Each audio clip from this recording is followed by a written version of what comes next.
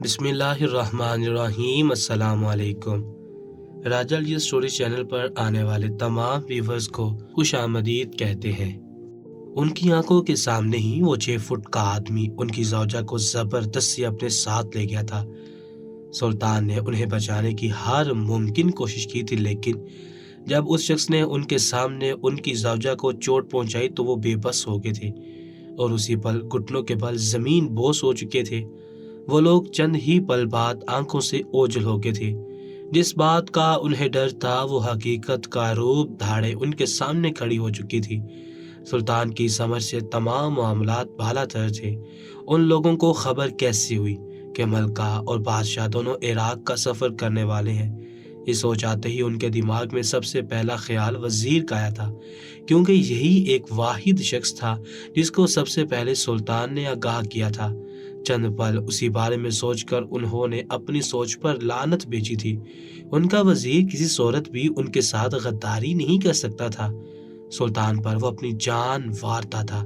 سلطان ان پر اپنی جان سے بھی زیادہ بھروسہ کرتے تھے۔ انہوں نے فوراً ہی اپنے گھوڑے کی لگامیں تھامی تھی اور محل کی جانب روانہ ہو گئے تھے۔ ان کی آنکھوں سے اشک رواں تھے، دل بے چین تھا۔ انہیں سمجھ نہیں آ رہا تھا وہ کس طرح اپنی زوجہ کو بحفاظت واپس لے کر آئے۔ ان کے سمجھنے کی صلاحیت مفلوج ہو گئی تھی۔ اس 6 فٹ کے سردار کا حکم تھا کہ سلطان کو اپنی سلطنت میں سے ایک 6 سال کے بچے کا قتل کرنا تھا، اور سلطان بہت ہی رحم دل شخص تھے۔ وہ کبھی بھی کسی بھی انسان کو بے وجہ نہیں مارتے تھے، اور اب بات ایک چھوٹے 6 سال کے بچے کی تھی۔ یہ سوچ سوچ کر ان کی جان عادی ہو گئی تھی۔ انہوں نے راستہ بہت جلد ہی عبور کر لیا تھا۔ ان کی جان پر بنی ہوئی تھی۔ سلطان کو واپس آتا دیکھ لوگ حیران ہو گئے تھے، کیونکہ ملکہ کے خالی گھوڑے کو دیکھ سب کی جان لبوں پر آئی تھی۔ آخر ایسا کیا ہوا جو سلطان واپس آ گئے؟ کہیں ان پر حملہ تو نہیں ہو گیا؟ ایسے کئی سوالات ریا کے دماغ میں گردش کرنے لگے تھے، جبکہ سلطان کا گھوڑا سر پٹ دھو رہا تھا۔ سلطان جیسے ہی محل میں داخل ہوئے، تمام سپاہی ان کے ادب میں جھک گئے تھے۔ انہوں نے تمام لوگوں کے سلام کا جواب دیا تھا اور فوراً ہی ایک سپاہی کو حکم دیا تھا کہ ان کے خاص وزیر کو ان کے سامنے پیش کیا جائے، اور وہ سیدھا اپنے مخصوص کمرے کی جانب چل پڑے تھے۔ ان کی حالت ایسی تھی جیسے کاٹو تو بدن میں خون نہیں۔ خوف کے باعث ان کا چہرہ سفید پڑ چکا تھا۔ معاملہ ان کی بیوی کا تھا۔ وہ کسی بھی طرح اپنی بیوی کی حفاظت چاہتے تھے۔ انہیں معلوم تھا ملکہ بہت حساس دل کی عورت ہے، وہ جلد گھبرا جاتی ہے، وہ حالات کا مقابلہ نہیں کر پاتی، اور یہی چیز سلطان کو خوف زدہ کر چکی تھی۔ چند پل بعد وزیر حواس باختہ سا سلطان کے مخصوص کمرے میں داخل ہوا تھا۔ اس نے نہ اجازت لی تھی اور نہ ہی دروازے پر دستک دی تھی۔ اس کا سانس پھول رہا تھا، ماتھے پر پسینہ نمودار تھا۔ وہ سلطان کی جانب دیکھتے ہوئے پریشان کن لہجے میں بولا، بادشاہ سلامت، غضب خدا کا! یہ ہم کیا سن رہے ہیں؟ ملکہ عالیہ کہاں ہے؟ ان کا گھوڑا خالی کیوں ہے؟ آپ آدھے سفر سے واپس کیوں آ گئے؟ وہ سلطان پر سوالوں کی بوچھار کر چکے تھے۔ ان کا حال بھی سلطان سے مختلف نہ تھا۔ جبکہ سلطان نے وزیر کو ایک نگاہ دیکھا تھا، وہ فرد شناس انسان تھے۔ وہ وزیر کا چہرہ دیکھ کر ہی سمجھ گئے تھے کہ یہ آدمی غلط نہیں ہے، کیونکہ جس طرح وزیر پریشان تھا ایسے کوئی اپنا ہی پریشان ہو سکتا ہے۔ سلطان نے دھیرے دھیرے تمام رودات سے انہیں آگاہ کر دیا تھا، جبکہ وزیر بھی سر تھام چکا تھا۔ کمرے میں خاموشی حائل تھی۔ سلطان کا دل بہت اداس ہو رہا تھا۔ ان کی زوجہ ان کی زندگی کی کل کائنات تھی، مگر وہ کسی چھوٹے بچے کا قتل نہیں کرنا چاہتے تھے۔ وہ چاہتے تو کسی کو بھی پکڑ کر ختم کر سکتے تھے۔ ان سے سوال کرنے والا کوئی نہیں تھا، مگر ان میں انسانیت تھی۔ وہ اور بادشاہوں کی طرح نہیں تھے جو اپنے مفاد کے لیے اپنی رعایا کو استعمال کر لیتے تھے۔ کافی دیر سوچنے کے بعد سلطان نے وزیر کی جانب دیکھا تھا اور محض چند الفاظ کہے تھے، وزیر محترم، ہمیں جلد سے جلد اس غدار کا پتہ معلوم کر کے دیں جس انسان نے ہمارے محل کی خبر یہودیوں تک پہنچائی ہے۔ وزیر نے سر اس بات میں ہلایا تھا اور سلطان کی جانب دیکھتے ہوئے بولا تھا، سلطان معظم، آپ بے فکر ہیں، جلد یا بدیر وہ شخص آپ کے قدموں میں ہوگا۔ فی الحال کے لیے آپ ہمارے پاس ایک منصوبہ ہے۔ اگر آپ اس پر عمل کرنا چاہیں تو معاملہ سلجھ سکتا ہے۔ وزیر کی بات سن کر سلطان نے سر کو ہلکی جنبش دی تھی اور ان کو باغور سننے لگے تھے۔ وہ جیسے جیسے منصوبہ سلطان کے گوش گزار کرتے جا رہے تھے، سلطان حیران ہو گئے تھے اور بے ساختہ بولے، ہمیں نہیں لگتا کہ کوئی بھی شخص اپنی اولاد کا سودا کرے گا۔ یہاں موجود ہر انسان اپنی اولاد سے پیار کرتا ہے، اور خاص کر کے لڑکے ذات سے۔ کوئی بھی اپنا بیٹا قربان نہیں کرے گا۔ جبکہ وزیر بے ساختہ بولا تھا، سلطان معظم، جب غریبی ختم ہو رہی ہوتی ہے تو یہ مجبور لوگ کوئی بھی قیمت ادا کرنے کے لیے تیار ہو جاتے ہیں۔ ہم جلد سے جلد تمام انتظامات کرتے ہیں، بس آپ کا حکم چاہیے۔ وزیر نے سلطان کو عجیب کشمکش میں مبتلا کر دیا تھا۔ ان کے سوچنے سمجھنے کی صلاحیت مفلوج تھی، ان کی بیوی خطرے میں تھی اور یہی چیز انہیں خوف زدہ کر چکی تھی۔ سلطان ایک ذہین انسان تھے، وہ جلد ہی تمام معاملات کا حل کر لیتے تھے، لیکن آج پہلی بار وہ بالکل خاموش تھے اور وزیر ان کو سمجھا رہا تھا۔ بے شک ایک بہترین دوست آپ کا وہی ہوتا ہے جو آپ کو مصیبت کے وقت تنہا نہ چھوڑے، مصیبت کے وقت بھی آپ کو ایسے مشورے دے کہ آپ بآسانی اپنی تکلیف سے باہر آ سکیں۔ چند پل سوچنے کے بعد ہی سلطان کے دماغ میں اس کے علاوہ اور کوئی منصوبہ نہیں آیا تھا۔ اگر وہ ان یہودیوں پر حملہ کرتے تب بھی ان کی زوجہ کی جان خطرے میں تھی۔ اگر ایک 6 سال کے بچے کو قتل کر دیا جاتا تو معاملہ بآسانی سلجھ سکتا تھا۔ سلطان جانتے تھے کہ ان کی بیوی ایک بار ان کے ہاتھ آ جاتی تو اس کے بعد تو وہ اس لشکر کو تہس نہس کر دیتے، لیکن ابھی ان کی زوجہ خطرے میں تھی اور وہ کچھ نہیں کر سکتے تھے۔ تھوڑی دیر بعد سلطان نے گہری سانس ہوا کے سپرد کی تھی اور وزیر کی جانب دیکھتے ہوئے بولے تھے، جیسا آپ کو مناسب لگتا ہے آپ کریں، ہماری جانب سے اجازت ہے، ہماری سمجھ سے تمام چیزیں بالاتر ہیں۔ وزیر محترم، ہمیں ایسا محسوس ہوتا ہے جیسے ہمارے جسم سے جان نکل رہی ہو۔ ہماری بیوی ہمارے دل کا سکون ہے، ابھی وہ ہمارے پاس نہیں ہے تو ہمارا ذہنی سکون برباد ہو چکا ہے۔ ہم آپ سے گزارش کرتے ہیں جلد سے جلد اس منصوبے پر کام کریں اور صبح کا سورج اگنے سے پہلے ہمیں وہ بچہ چاہیے۔ سلطان کی بات سن کر وزیر نے سر اس بات میں ہلایا تھا اور وہاں سے لوٹ گیا تھا، جبکہ سلطان کی آنکھوں کے سامنے وہ تمام مناظر ایک بار پھر لہرانے لگے تھے۔ ان کا دل کسی سوکھے پتے کی مانند کانپ رہا تھا۔ ان کے لبوں پر محض ایک ہی دعا تھی، خدا میری بیوی کی حفاظت کرنا، ان کی عزت کی حفاظت کرنا، ان کی آبرو کو نقصان نہ پہنچے، وہ جس طرح گئی ہے ویسے ہی واپس آ جائے۔ ان کی آنکھوں کے سامنے ان کے ہاتھ سے نکلتا وہ خون ان کی روح جھنجھوڑنے کے لیے کافی تھا۔ چند پل مزید گزرے تھے اور وزیر نے آ کر سلطان کو پیغام پہنچا دیا تھا کہ منصوبے پر عمل کرنا شروع کر دیا گیا ہے۔ انشاءاللہ عشاء کی نماز تک منصوبہ عمل میں لانا شروع کر دیا جائے گا۔ جبکہ سلطان نے محض سر اس بات میں ہلایا تھا اور اپنی خوابگاہ کی جانب بڑھ گئے تھے۔ بے شک جب آپ کا کوئی اپنا مصیبت میں آتا ہے تبھی آپ کی طاقت کا اصل پتہ چلتا ہے، اور اس پل سلطان اپنے آپ کو دنیا کا کمزور ترین شخص محسوس کر رہے تھے۔ وہ اپنی زوجہ سے بہت محبت کرتے تھے، ان کے لیے ہر پل تیار کھڑے رہتے تھے، اور آج جب وہ مصیبت میں تھی تو وہ سلطان کو ایک پل بھی چین نصیب نہیں ہو رہا تھا۔ خوابگاہ میں داخل ہوتے ہی انہوں نے وضو بنایا تھا اور مصلی بچھا کر صلاۃ الحاجات کی نماز ادا کرنے لگے تھے۔ ان کی آنکھوں سے تواتر آنسو بہ رہے تھے، ان کا اجڑا حلیہ وزیر کو ہلکان کر چکا تھا۔ انہوں نے صلاۃ الحاجات کی نماز ادا کر کے بارگاہ الہی میں ہاتھ بلند کیے تھے اور تڑپ کر اپنی بیوی کی حفاظت اللہ سے طلب کی تھی۔ بے شک وہ 70 ماؤں سے زیادہ پیار کرنے والا ہے، اور وہ اپنے بندے پر آزمائش اتنی ہی ڈالتا ہے جتنی وہ برداشت کر پاتا ہے۔ کافی دیر تک سلطان سجدے میں ہی گرے ہوئے تھے اور کہتے ہیں نا، شوہر کی مانگی ہوئی دعائیں بیوی کے حق میں بہتر ثابت ہوتی ہیں۔ دوسری جانب ملکہ کو گھسیٹ کر ایک گفا میں لایا گیا تھا اور بنا سمجھنے کا موقع دیے بغیر انہیں وہاں پھینک دیا گیا تھا، اور سب جانتے تھے اگر اس عورت کو کسی نے غلط نیت سے ہاتھ لگایا تو اس کا مرد پورا جنگل اجاڑ دے گا۔ ہر ایک کو سلطان کے بارے میں معلوم تھا کہ وہ کس شخصیت کے انسان تھے، جبکہ ملکہ خوف سے اپنے آپ میں ہی سمٹ گئی تھی۔ ان کے ہاتھ سے ابھی بھی خون نکل رہا تھا۔ انہوں نے فوراً ہی اپنے دوپٹے کا ایک سرا پھاڑ کر اپنے ہاتھ پر باندھ لیا تھا تاکہ خون زیادہ نہ نکلے۔ ان کی آنکھوں سے تواتر آنسو جاری تھے۔ انہیں اپنی ضد پر افسوس ہو رہا تھا، کاش اگر وہ اپنے شوہر کی بات مان لیتی تو آج انہیں یہ دن نہ دیکھنا پڑتا۔ یہی سوچ سوچ کر وہ مسلسل روتی جا رہی تھی۔ اچانک ہی ان کے دماغ میں سلطان کا خیال آیا تھا، نہ جانے وہ کیسے تھے۔ یہ سوچ کر وہ مزید تکلیف میں رو پڑی تھی۔ انہوں نے فوراً ہی اللہ کا نام لے کر نیت باندھی تھی اور صلاۃ الحاجات کی نماز ادا کر کے یہاں سے رہائی مانگی تھی۔ اور کہتے ہیں نا، اللہ تعالیٰ اپنے بندوں کی ضرور سنتا ہے اگر اسے تڑپ کر پکارا جائے۔ وزیر اپنا منصوبہ تیار کر چکا تھا۔ اس نے اپنے شہر کے بہترین 3 سنگ تراش کو منتخب کیا تھا اور ایک 6 سال کے بچے کا مجسمہ بنوایا تھا جو مکمل سونے کا تھا۔ اس کو قیمتی زیورات پہنائے گئے تھے۔ اس کے منصوبے میں شامل تھا کہ وہ اس مجسمے کو لے کر پوری رعایا میں گھومے گا اور لوگوں میں اعلان کرے گا، جو بھی شخص اپنا 6 سال کا بچہ سلطان کی راہ میں قربان کرے گا وہ یہ مجسمہ حاصل کر سکتا ہے۔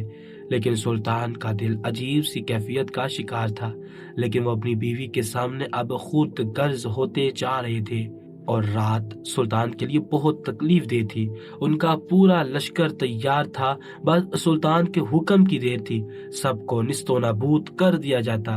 لیکن سلطان کو خوف بھی تھا، اگر ان کی زوجہ کو کچھ ہو گیا تو وہ کیا کریں گے، اور یہی ایک ڈر انہیں کچھ بھی کرنے کی اجازت نہیں دے رہا تھا۔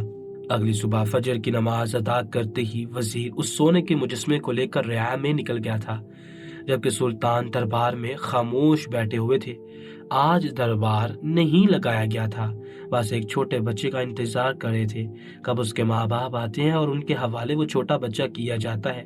وقت دھیرے دھیرے گزرتا جا رہا تھا اور چند پل مزید گزرے تھے، دربار کا دروازہ کھولا گیا تھا۔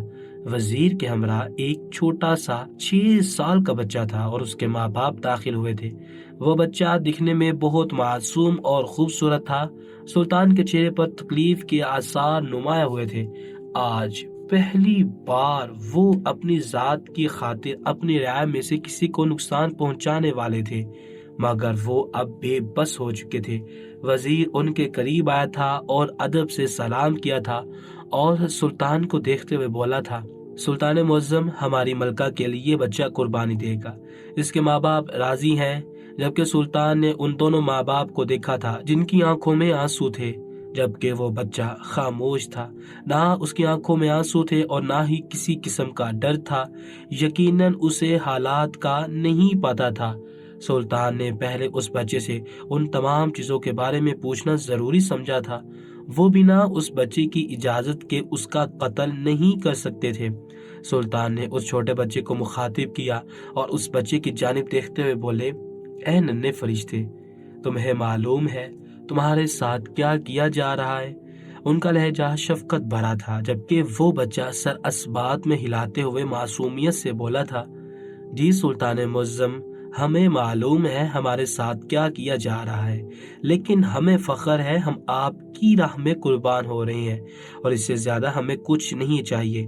ہماری بدولت اگر ہمارے ماں باپ سکون کی زندگی گزار سکتے ہیں تو ہمیں اپنی موت منظور ہے۔ اس بچے کی بات سن کر سلطان حیران رہ گئے تھے۔ اس کے ماں باپ بھی اپنے بچے کو نم آنکھوں سے دیکھ رہے تھے۔ ایک پل کے لیے وزیر کو بھی تکلیف ہوئی تھی، مگر وہ سنگ دل بن گیا تھا۔ اس کو سلطان کے علاوہ کوئی نظر نہیں آتا تھا۔ چند پل کا کھیل تھا۔ اس بچے کے ماں باپ وزیر اور سلطان اور چند سپاہی جنگل کی جانب روانہ ہو گئے تھے۔ سلطان کی آنکھیں آنسوؤں سے لبریز تھی، مگر اس پل صرف اور صرف انہیں اپنی زوجہ کی فکر تھی۔ آدھا دن اور پوری رات گزر گئی تھی۔ وہ اپنی بیوی سے دور تھے، ان کی کوئی خیر خبر نہیں تھی کہ وہ کس حال میں ہے، لیکن سلطان جانتے ہی نہیں تھے کہ آج وہ اپنی زندگی میں کیا سبق حاصل کرنے والے ہیں اور آج وہ کیا کھونے والے ہیں۔ وہ جیسے ہی جنگل کے حدود میں داخل ہوئے تھے، 2 تیر اڑتے ہوئے آئے تھے اور ان کے 2 سپاہیوں کو زخمی کر چکے تھے، جبکہ تمام لوگ اپنی تلواریں تھام چکے تھے۔ سلطان نے ہاتھ کے اشارے سے سب کو ٹھہر جانے کا حکم دیا تھا اور اپنے گھوڑے سے اتر گئے تھے۔ جنگل کے بیچ میں آ کر وہ بلند آواز میں بولے تھے، ہم 6 سال کا بچہ لے آئے ہیں، ہم اس کو قتل کرنے کے لیے تیار ہیں، آپ ہماری بیوی ہمیں واپس کر دیں۔ गुफा में मौजूद उनकी ज़ौजा अपने शोर की आवाज़ सुनकर रो पड़ी थी, जबकि जंगल में मौजूद तमाम छुपे हुए यहूदी हरकत में आए थे। चंद पल बाद ही यहूदियों का सरदार झाड़ियों के पीछे से नमूदार हुआ था। सुल्तान की गिरफ्त उनकी तलवार पर सख्त तरीन हो गई थी। उनका बस नहीं चल रहा था कि वो उस शख्स का कत्ल करते, मगर उस पल वो मजबूर थे, क्योंकि उनकी कमजोरी उस आदमी के पास थी। वो शख्स सुल्तान को देखते हुए बोला, तुम्हारी बीवी तुम्हें मिल जाएगी, मगर इससे पहले तुम्हें इस बच्चे को कत्ल करना होगा, वरना हम तुम्हारी बीवी को अभी के अभी खत्म कर देंगे। वो आदमी सफाकियत से बोला था। सुल्तान ने जब्त से आंखें मीची थी। म्यान से तलवार निकाल कर सुल्तान ने अपना रुख उन माँ बाप और उस छोटे बच्चे की जानिब किया था। सुल्तान की आंखों में आंसू आ गए थे, हाथ कांप रहे थे। आज पहली बार वो नाजायज कत्ल करने वाले थे। उन्हें मालूम था उनका रब उन्हें माफ नहीं करेगा, मगर उन्हें एक सुकून था कि वो जबरदस्ती इस बच्चे का कत्ल नहीं कर रहे थे, बल्कि वो बच्चा और उसके माँ बाप ये करने के लिए दिल से राजी हुए थे।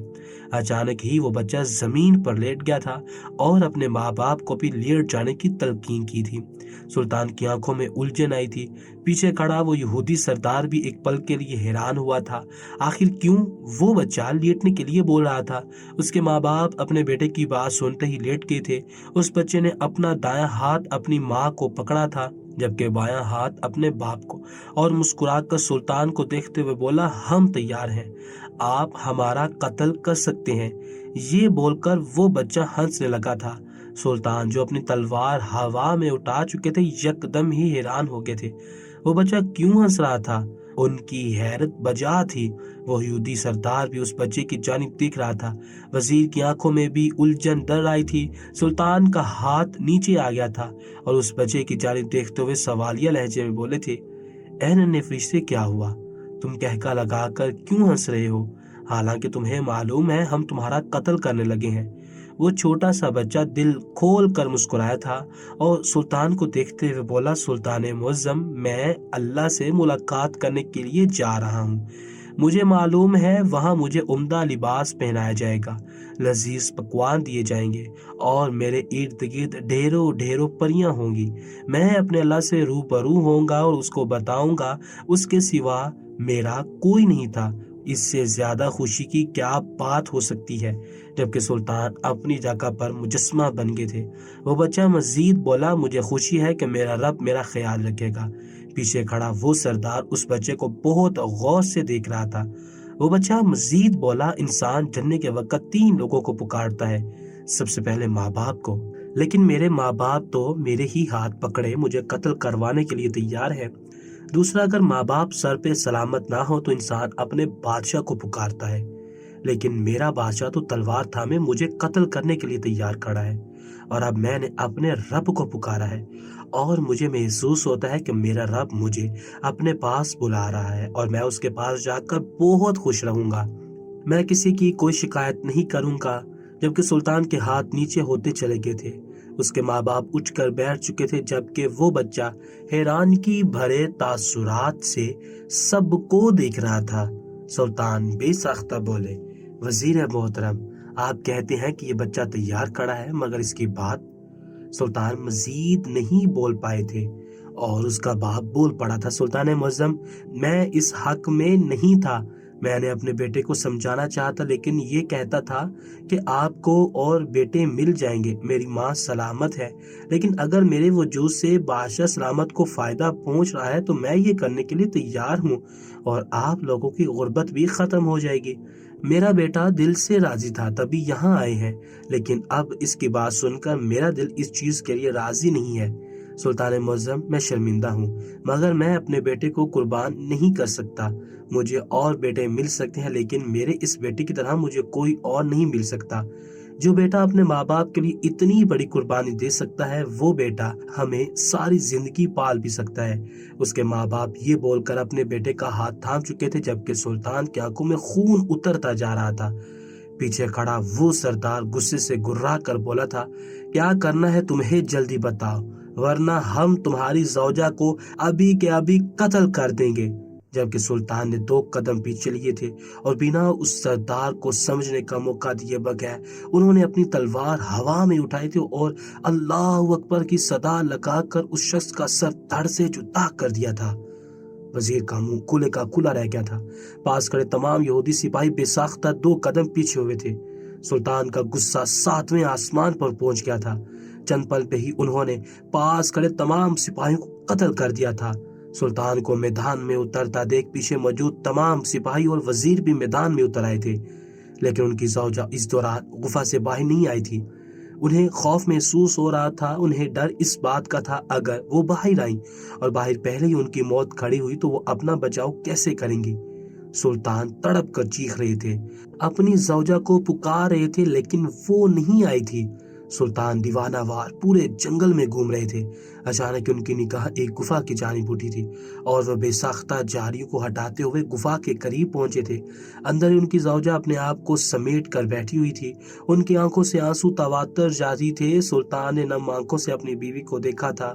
ان کے لیے آج وہ کتنا بڑا گناہ کرنے والے تھے انہیں معلوم تھا۔ ناجائز قتل کرنا اللہ کے نزدیک ایک بہت بڑا گناہ ہے۔ انہوں نے تڑپ کر اپنی بیوی کو پکارا تھا۔ اپنے شوہر کی آواز قریب سے محسوس کر کے ملکہ نے سر اٹھایا تھا اور سامنے ہی سلطان کو کھڑا دیکھ وہ بے ساختہ بھاگ کر ان کے پاس آئی تھی اور ان کے سینے سے لگ گئی تھی، جبکہ سلطان کو ایسا محسوس ہوتا تھا جیسے ان کے جلتے دل پر ٹھنڈی پھوار پڑی ہو۔ انہوں نے اسی پل سجدہ ریز ہو کر اپنے اللہ کا شکر ادا کیا تھا کہ ان کی بیوی صحیح سلامت تھی۔ سلطان اپنی زوجہ کے ساتھ جنگل کے اس حصے میں آئے تھے جہاں پر وہ دونوں میاں بیوی اور چھوٹا سا ننھا فرشتہ موجود تھا۔ ان کی بیوی اپنے شوہر کا ہاتھ پکڑ کر اس بچے کے پاس آئی تھی اور اسے اپنی گود میں اٹھا کر چوم لیا تھا۔ وزیر سر جھکا کر کھڑا ہوا تھا۔ سلطان قریب آئے تھے اور ان کے کندھے پر ہاتھ رکھتے ہوئے بولے، بعض اوقات انسان خود غرضی میں ایک ایسی غلطی کر جاتا ہے جس کے بعد وہ ساری زندگی اپنے آپ سے ہی آنکھیں نہیں ملا پاتا۔ اگر آج ہم اس بچے کا قتل کر دیتے تو نہ آپ کبھی اپنے آپ سے آنکھیں ملا پاتے اور نہ میں۔ خدا کا شکر ہے کہ ہمیں اللہ نے ایک بہترین سیکھ دی ہے۔ جبکہ وزیر نے فوراً سلطان سے معافی مانگی تھی۔